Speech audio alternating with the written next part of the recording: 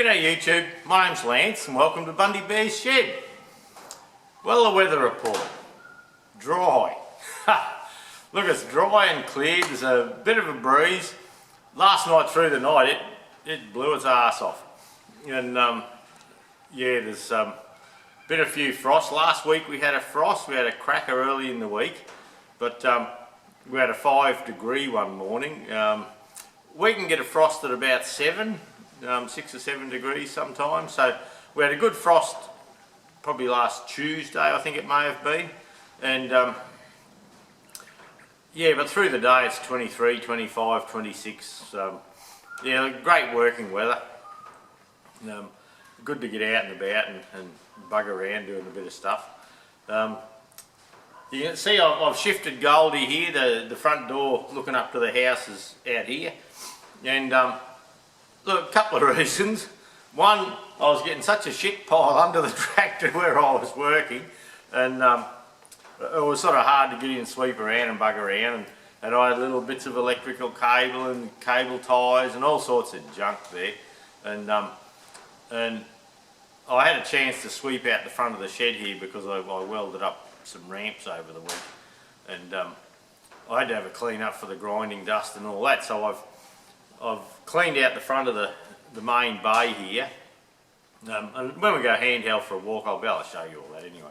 But I'm not sure how much I got done on Goldie since our last chat.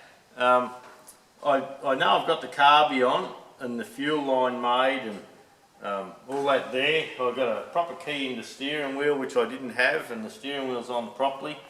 I've got one rubber on the end of the tie rod here. I haven't done the front one as yet. Yeah, look, just little bits and pieces have been happening with Goldie. I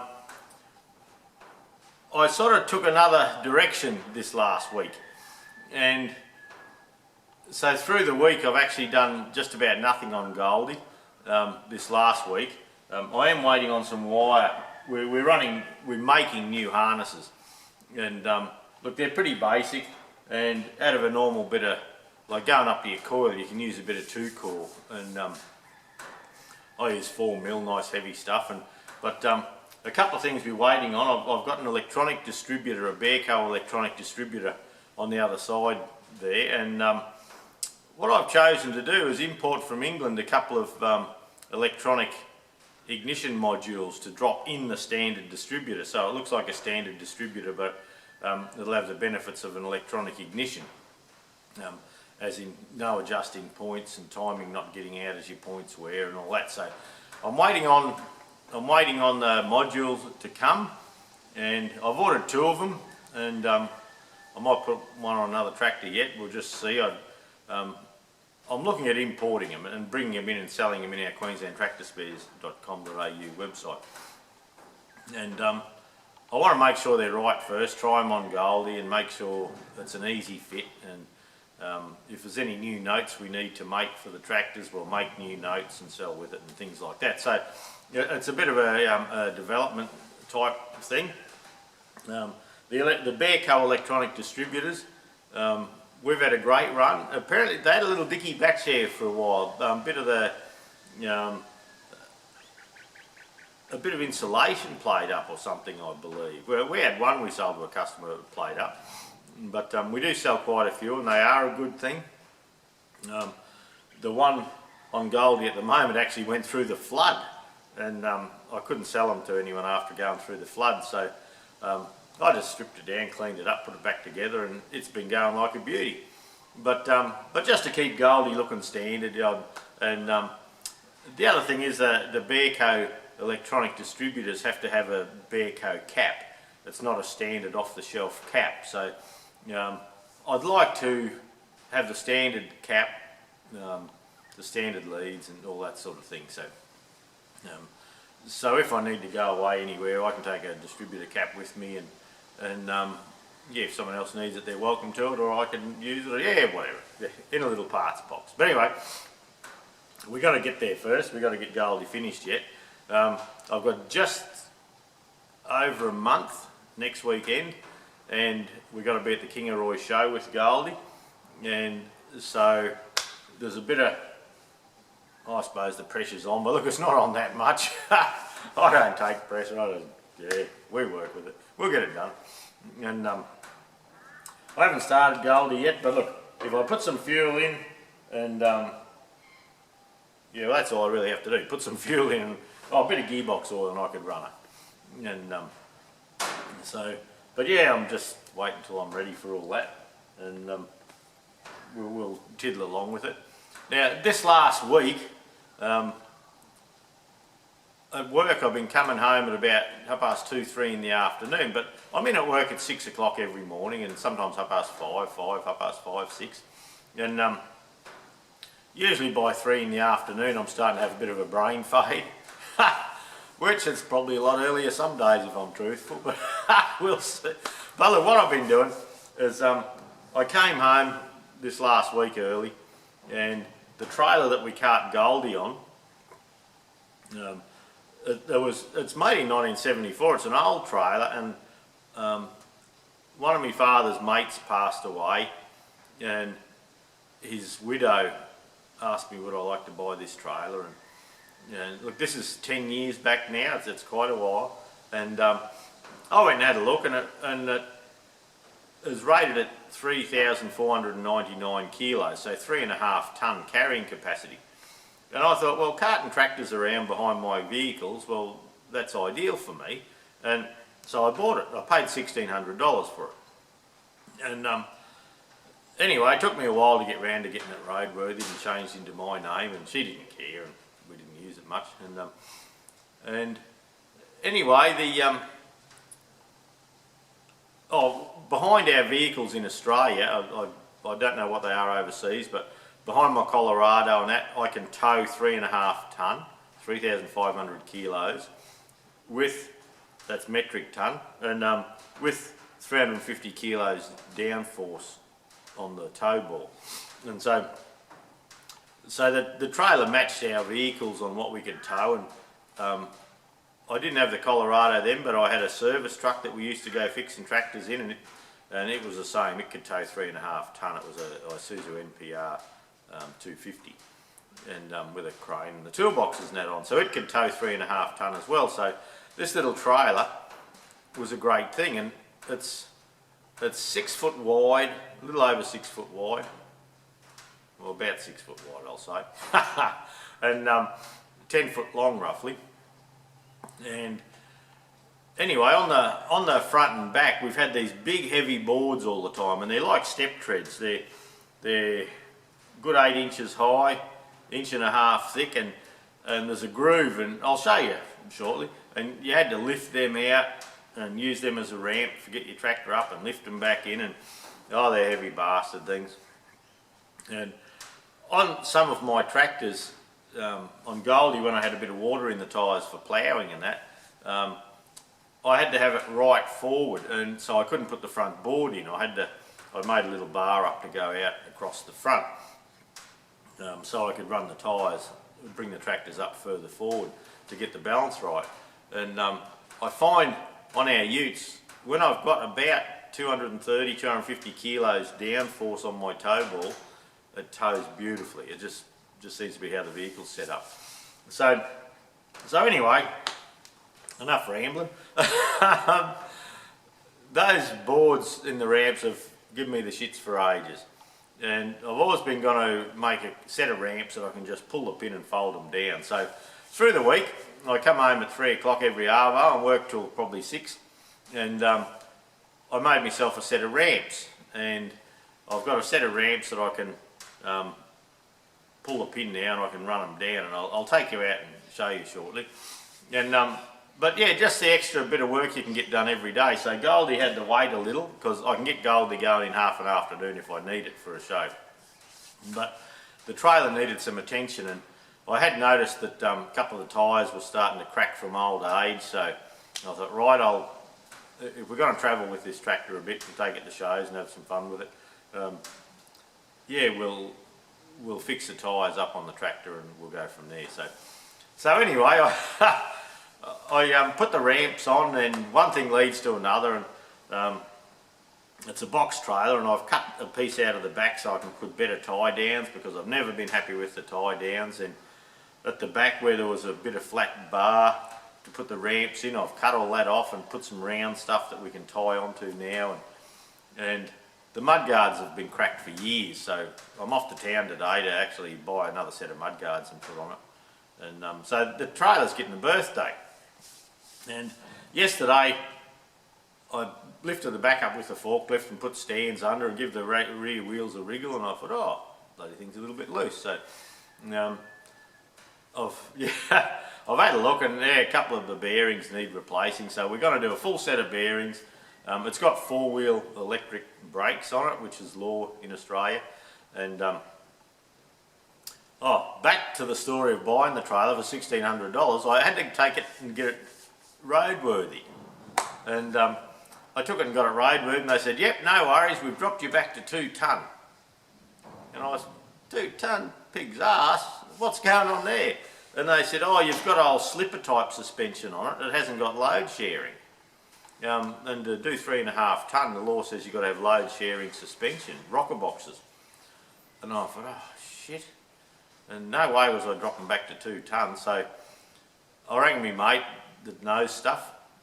And he said, talk to this mob here, you can get some suspension for it. So I talked to a mob down the Gold Coast, and I bought some 4 tonne suspension for it. And the 4 tonne suspension, how on a wheel bearing with a Falcon, a Ford stud pattern or a GM stud pattern, you have a big bearing on the inside and a smaller one, either 3/4 or 7/8 shaft on the out.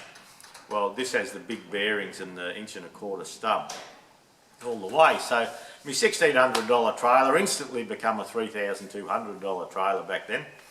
And every man and his dogs borrowed it and treated it like shit. And yeah, it's just, I don't know, been frustrating. So I've taken the time yesterday and today, and I've got the wheels off. I've got them in the back of the ute to go to town today to get new tyres on them. It's Monday morning. The trailer shop will open up, so I'll get some mud guards. I think he's got some there, 10-inch wide. And we'll get new mud guards for it, and we'll do the wheel bearings and the seals and all that sort of thing. So I thought I'd bring the trailer in before I finish Goldie, because I didn't know how long it was going to take and what I was going to find. And so luckily most of it's done.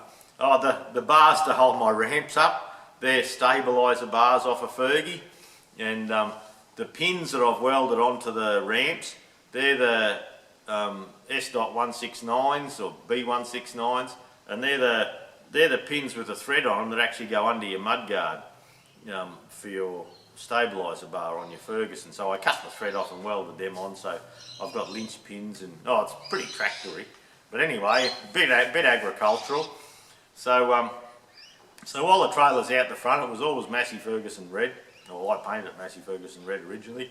And so we're going to pressure clean it, get rid of what rust we can. We're not going to get too anal about getting rid of the rust. It's the chassis and the main frame is good, and it's just some of the sheet metal. And when a couple of years ago, quite a few years ago, I cut the floor out and I put a 3mm galvanised floor in it with tie downs. But anyway, fiddling along with the trailer. So today will be a trailer day as well. I'm expecting some parts for Goldie, as in I'm getting some different 2-core for running a generator wire up, and just to try and keep things colour coded. I haven't put any more time into the lights on Goldie here. I'm waiting on some different wire for that too. The rep just happened to come in with his book full of goodies, so we'd ordered up. So good thing. And so anyway, yeah, that's about what's been happening. Oh, yesterday myself and my mate Dave went for a Sunday tractor drive, and yeah, look, we went right down through town into Bundaberg, and there's a River Cruise cafe there. We had a coffee there and looked out over the river. Then a few people met us there.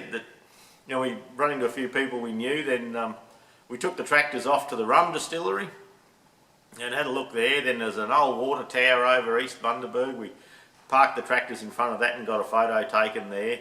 And so we spent all morning driving our tractors. I took the 420 high crop John Deere and he took his Massey Ferguson 65 Mark II. And yeah, look, we had a great time. We're going to try and do it more. Because we've been doing it for a few weekends and Dave's been doing it a little longer than myself, we're getting quite a few locals interested and a few blokes reckon they've got to register their tractors, but we'll see. A lot of gunners in this world, so we'll see how we go. And but look, oh, it's great fun. You just cruise around and people toot and wave and people you know in town see you and give you a cooey. And look, it's just a relaxing morning. Just go and have a drive and a coffee. And we've got a few trips planned. And what we're doing is we've got to take the John Deere and look, Goldie will be registered in a month probably, and Goldie I'll probably leave the Johnny home and take Goldie, and we'll just see. Or I'll take the John Deere and Judy can take Goldie, or you know, might even let Grumpy Dave drive Goldie or something like that. And we're going to go around town and around the area and see how many photos we can get of our tractors in front of local tourist icons. And like we did the rum distillery and the water tower yesterday, and next week, like there's Bundy ginger beer, they've got an old Chevy out the front, and we're going to try and get the tractors parked in front of the Chevy and get a photo taken. And then there's up on the hummock, the hill in Bundaberg, we're going to try and get up on the big lookout there and get our tractors, get photos of our tractors taken. So it's a bit of a project we're just doing just for the fun of it, just for shit and giggles. And when the run's too far away, like 30 k's away, we're probably going to trailer our tractors there and yeah, have a run around a particular area. So anyway, sounds like great fun. We enjoy ourselves. Everyone thinks we're a bit crap, and we're happy with that. See how they go. But with the fuel line, I actually made the fuel line here, and Gordon Perry and a young fellow said he wouldn't mind seeing how we make the fuel lines, the fuel pipes. And this is the stuff I use, and it's a steel tube, and it's got like a copper anti-rust coating on it, and it's used for brake lines. And this is quarter coming around there. And look, if you hop on Evil Bay, you can buy these tubing benders, and the tubing benders, like I think this was in Australia, I think this was $19, and this tiny little one was about $10. And this one is what I bent all the oil lines up around the other side. Agri-Line makes a good oil line that we import into Australia now, Queensland Tractor Spares, and it's got the banjo down the bottom, and yeah, it's a proper oil line for the Fergies. And so we bring them in off Agri-Line and resell them in Australia, and they are quite popular. But look, all we do is we decide if we want to bend, where we want to bend, and you just pop it in like that, then you can have a 45, or you can have a 90, or you can even bring it back around on itself if that's what you choose to do. So that's all we do, Gordon. It's we buy the brake line, the Bundy tube, and I always use it because it's got this anti-corrosive coating on the outside, and I just bend it up to what I need. Sometimes I'll copy an old pipe, and other times like this I've turned the tap a little bit and made my own design. Now the old pipes have a flare nut, have a nut on here, and so all you do then is you bring your olive down over and you screw the nut up, and that will just crimp the olive enough to seal it up. So look, it's a very easy thing to do, cheap to do, and yeah, you can make up whatever you like. So anyway, look, I've flapped my gums enough. Let's go handheld. I'll take you for a bit of a walk outside. Right, it's a bit motley out here, but anyway, there's just a bit of shade. So this is, I'll come down and sit down here, and this is our rocker box assembly and our 4-ton suspension. Now they're 10-inch brakes, and you can see the stub axle is 1.25 inches all the way. And, well, I think it's 1.25 inches. I haven't measured it, but it's fat all the way. And so we have 4-wheel electric brakes, like I said. You can see I've greased it all up. Got grease hanging out of it everywhere. But in under here, it used to be a blue trailer, and you can see a bit of rust in the side there. That's all. Well, we're going to sort that out and just neutralise that, really. And on the mud guards, you can see where I've done a repair in the past and it's cracked again, and yeah, look, they're pretty shitty. And around here's the same. So yeah, we'll get some new mud guards today. They're only a couple of $100. Now on the side here, I'll go around this other side. Now you can see where I've cut the side out of the box trailer and I've welded these big tie downs here. Now when we get the new mud guards on, I'll probably bring this down the same as a mud guard, just for looks really, but that was the strongest way. I do have in here that I put in last time these tie downs here, but they've only got a little 5/16 pin through here. And look, they're alright for tying a wardrobe or something like that on, but I'm just not that keen on doing the tractor thing with those. Now when we come up to the front, the spare tyre has always been a bit of a nuisance where we put it, and I have a little winch that sits down over here. It's 4,000 pound winch, and look at those shitty welds. I'm having trouble with the welder. When I get it outside here, I can't get enough steam up it, and I think it's just, you know, too far away from the main source, you know, using the extension lead. So anyway, we'll see. And so I've actually made this bracket here to put the spare tyre right up the front.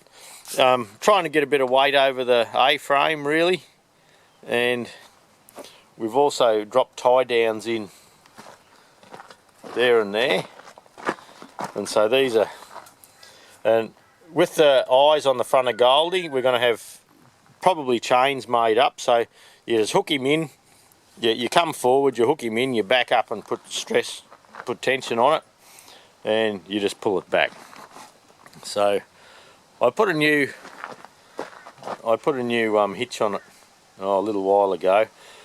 This is our breakaway, which we have to have in Australia, and what happens is if that pulls out, I'll probably buy a new one of these today because that's old, but if the trailer comes disconnected from the vehicle, that pulls out and that automatically locks your brakes on. And you have to have a battery on your trailer that is capable, a lot of shadows isn't it, that's capable of holding the brakes on for 10 minutes if it comes detached. So I'll probably buy a new one of those today. That's an old one, and just while we're tidying up, yeah, I've actually got a real old number plate. That's my rego stick, a real old number plate on it. It's all beat up, so we'll probably get a new plate for it. Now the ramps, they're our ramps that I made through the week, and look, they're just angle iron, and I've welded under one side and on the top of another side.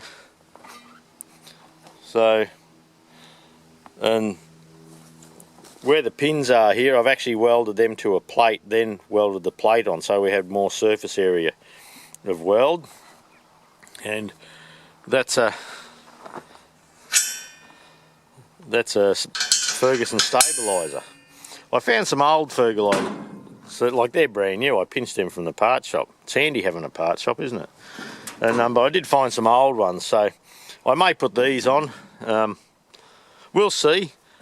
These pins here, I've got a couple of holes in these stabilizers, so I don't know how we're going to go when we put the carry-all and that on, whether we need to, oh shit, nearly fell over, when we put the carry-all on, whether we need to drop the ramps on a little more of an angle. Now underneath them, they're 2x1 box. Now underneath them you'll see this bar here, and I made the ramps, then I welded the a bit of 1/2 inch rod there, and then I got a crowbar in and I tensioned it up, and these took some getting in, these little 1 1/4 inch pieces here. And so when the ramps are down, they're never going to bend. Like, they're not going to stretch that little bit of 1/2 inch rod. It's just not going to happen. Now on the back here, I've just put this little bit around. Now this was spaced out, and what I had across the back here, in here, where are we? About in there, was these bits of flat, and the old ramps clicked into there, and right across. So I got rid of that. I bought some Sparex gate hinges, believe it or not, and blasted them on. And the Sparex have these hinges, and they knock up up the centre of a piece of 2x1 box, and that gives us a good hinge. So I'll just lower this ramp, and look, I can do it one hand. It's not heavy, and these bits of angle iron are 8 inches, 200mm apart, and the tractor should roll up. It's one of those things, you've got to have it strong, but you want it light. So I'll actually set the tripod up and I'll show you what we used to have to do. To drop these ramps down, like they're that easy, then they can fold up out of the way if we choose to do that. But the old ramp,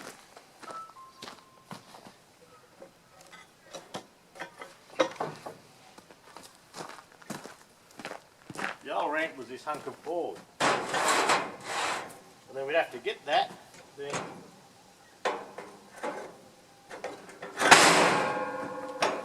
slide that in, and that always rattled. And I had a little pin or a bolt I'd pop in here to stop it rattling, and there was another one of those on the front again. But oh, they're just a heavy bastard thing. And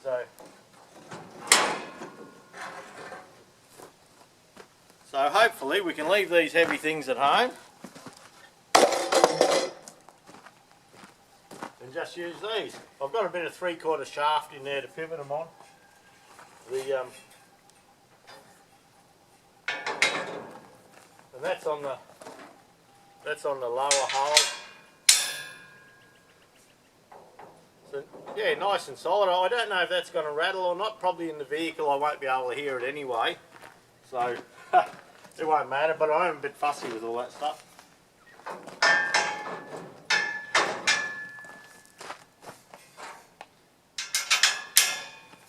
Bloody beautiful. Okay, there you go. That's all I got for you for this week. Thanks for watching. We'll catch up next week, and hopefully we got something a bit interesting to show you.